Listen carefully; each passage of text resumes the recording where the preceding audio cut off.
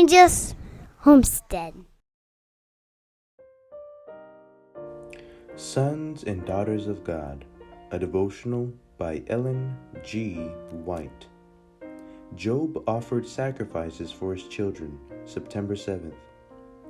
And it was so, when the days of their feasting were gone about, that Job sent and sanctified them, and rose up early in the morning, and offered burnt offerings according to the number of them all. For Job said, It may be that my sons have sinned and cursed God in their hearts. Thus did Job continually. Job chapter 1, verse 5. There are two ways to deal with children, ways that differ widely in principle and in results. Faithfulness and love, united with wisdom and firmness, in accordance with the teachings of God's Word, will bring happiness in this life and in the next. Neglect of duty, injudicious indulgence, failure to restrain or correct the follies of youth will result in unhappiness and final ruin to the children, and disappointment and anguish to the parents. It were well for parents to learn from the man of Uz a lesson of steadfastness and devotion. Job did not neglect his duty to those outside of his household. He was benevolent, kind, thoughtful of the interests of others, and at the same time he labored earnestly for the salvation of his own family.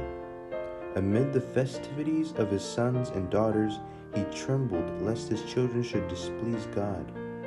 As a faithful priest of the household, he offered sacrifices for them individually.